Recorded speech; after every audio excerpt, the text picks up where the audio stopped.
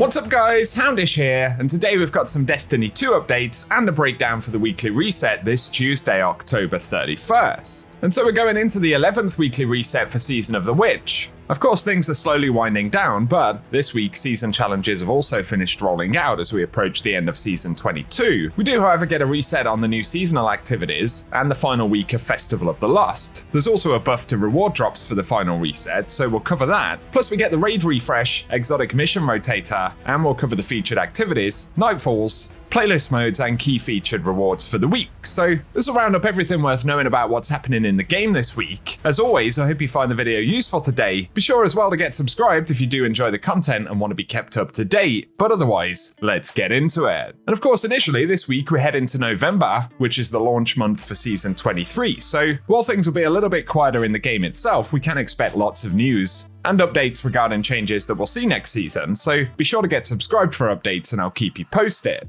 Otherwise, for Festival of the Lost, of course it's the final week for the event this year, so if you're wrapping up challenges, getting rewards or any of that stuff, obviously we only have 7 days remaining. But something worth noting, Bungie Help did say that they've increased the drop rates of eerie engrams from haunted sectors, and drop rates from legend haunted sectors are unchanged. So if you're running the normal version of haunted sectors, there should be more loot, whether you want to focus exotics, pick up weapons, or indeed get chances at additional drops of the memento for Festival. Obviously this will be beneficial in those cases, so keep that in mind in these final few days. And otherwise, of course, we'll get a refresh on the seasonal activities, plus Bungie have teased that there will be more to come from the season story. We know as well that there is one test remaining in the Morro engine, but those additional final bits of content for the season will probably roll out after Festival of the Lost ends, so perhaps something to look out for on next week's reset. Otherwise, of course, we don't get any more weekly challenges for the season, but previously released season challenges can be completed before the end of Season 22. And if you're wondering about bonuses this week, we will also see bonus Gambit ranks according to the next week card. So if Gambit rep's of interest, it'll be a good week to dive in.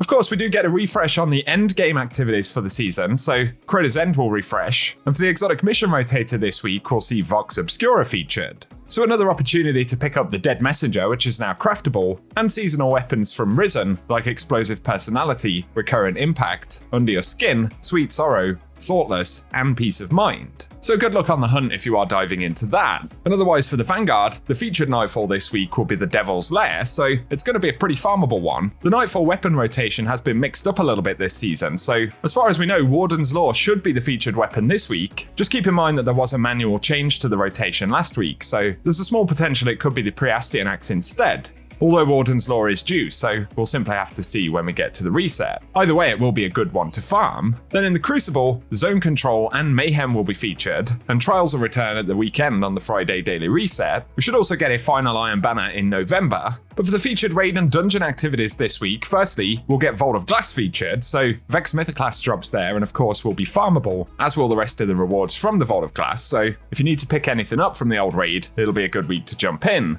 And otherwise, the Prophecy Dungeon will also be featured. When it comes to the Eververse store though, the last week was pretty juicy, but I'll keep you posted on the inventory with the vendor video at the weekly reset. For the featured Lost sectors this week though, on Tuesday, we'll get K1 Communion, which is going to be dropping exotic legs. Then moving through the week, November 1st will see K1 Crew Quarters dropping exotic gauntlets. November 2nd will be Concealed Void dropping exotic chest pieces. And then we'll get Bunker E15 on November 3rd dropping exotic helmets. Bay of Drowned Wishes on the 4th dropping legs. And we'll see Vel's Labyrinth on November 5th dropping exotic arms, followed by Exodus Garden 2A on November 6th dropping exotic chest pieces. So good luck on the hunt if you are still looking for any of the newer exotics in the game. But over to the Dares of Eternity, on top of the key featured rewards, there will be additional drops of the Scatterhorn armor set and Pathfinder armor this week, as well as weapons from Season of the Lost and a couple of world drops from Forsaken. But the very final thing, if you're still running Ascendant challenges on the Dreaming City, this week we'll get the Sumerian Garrison, which is featured in the Chamber of Starlight in Rhea Silvia. So if you want to run that one, I will run some gameplay at the end of the video with the location and collectibles for the Ascendant challenge this week. Otherwise though, that's what we have to round up for the weekly reset portion, but as I said, we are probably going to get more Season 23 news, potentially in the Twid, but also we're going to start seeing those Wednesday blog posts a little bit more frequently leading up to Season 23, so keep it locked and loaded here on the channel, get subscribed and turn on notifications if you want to be kept up to date. Otherwise though, let us know any things you'll be wrapping up for the final few weeks of this season, or the event Festival of the Lost, as well as any stuff that you're looking forward to in Season 23. Otherwise though, I appreciate you tuning in today. If you have found the video useful, a rating below really does help us out on the channel. But otherwise, I appreciate you guys as always, and I hope you have an awesome week.